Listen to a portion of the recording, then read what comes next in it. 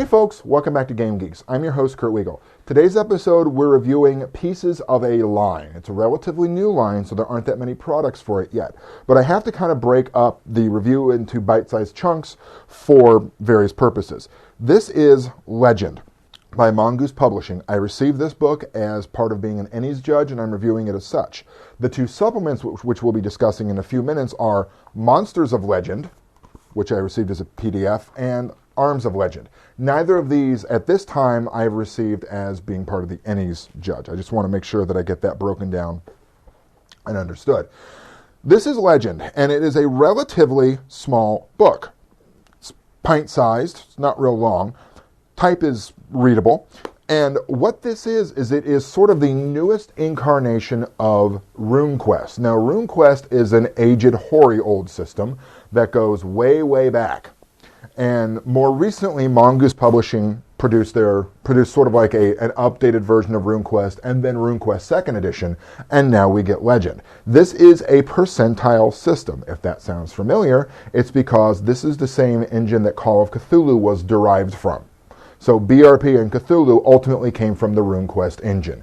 So for every given skill, you have a percentile dice, you roll, and this is a preferred low roll system. That is, the lower you roll, the better off you are, as opposed to something like The Price is Right, which is highest without going over.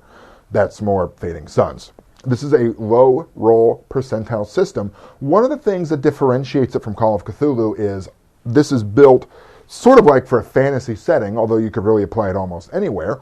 What you do is certainly combat has a stronger role. So you have strike ranks, which sort of determine how quickly you fight in combat, number of combat actions you can have, etc.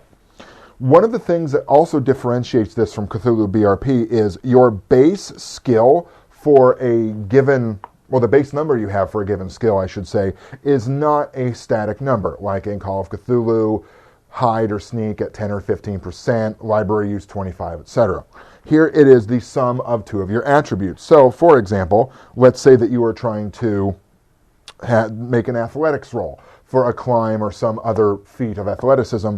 Your base percentage is your strength plus your dex. Now, from that, you have a cultural background.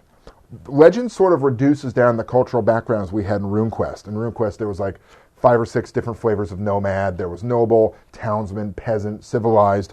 In this, it sort of summarizes it up for you as barbarian, civilized, nomad, or primitive. So those give you a certain bonus to your base skills, which are the ones that everyone has, and then it gives you access to some advanced skills, which sounds a bit more intimidating than it is. These are really just skills that not everyone is going to have right out of the box.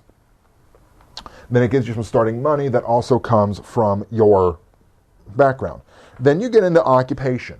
And the occupation sort of has a derivative cultural background, and then common skill bonuses, the advanced skills that you get, and any magic that you may or may not have.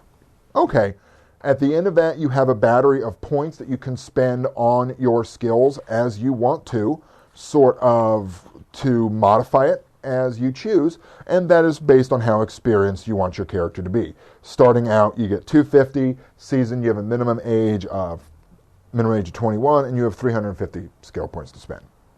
So you can make more advanced characters if you want to, which I think is a very nice addition to the game. The rules themselves, pretty straightforward. It is a percentile system. Armor figures into body parts, so there is a hit location, and your hit points are broken down accordingly.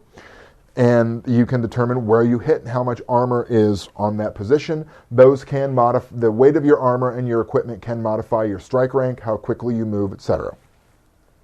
Magic is broken down into several pieces. There's common magic in case you want everyone in your world to have access to some kind of magic. Then there's sorcery, which is sort of your standard magic book based. And there is divine magic, which comes from the gods. This is a blank slate.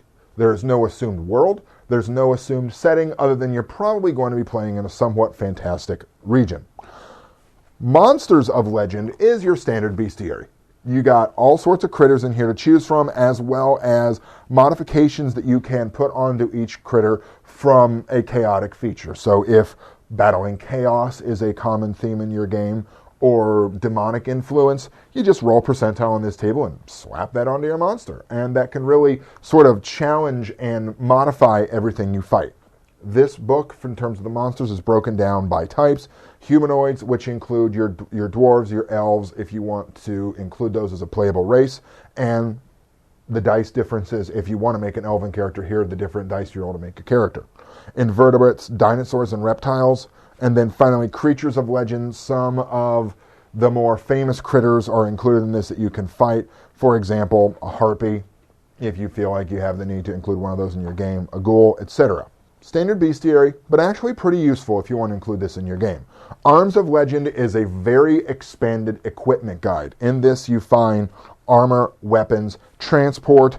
There are rules for boats if you want to have a real nautical flavor to your game.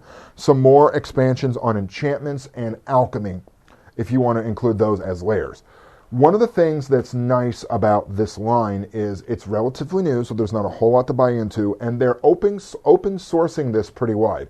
As of the time of this filming, you can get the Legend Core Book for $1 on DriveThruRPG.com, which is probably one of the best deals, if not the best deal out there. As I mentioned, it is a blank slate. You can do almost anything you want with it. Right now, I'm tinkering with a Fading Suns conversion of this to see, can I put this game into the Fading Suns universe? And so far, the conversion has been pretty darn easy. There's a lot of backwards compatibility with other RuneQuest products, and with a little bit of work with Call of Cthulhu and BRP as well, because they all have the same core engine. You want a sanity mechanic? You just slap it on. You want more skills? Put them in there someplace. So, again, Legend, it's the newest incarnation of RuneQuest, and it is a percentile, technically fantasy system, although you could really put almost any setting you want into that. For Game Geeks, I'm your host, Kurt Wiegel. Good day and good gaming.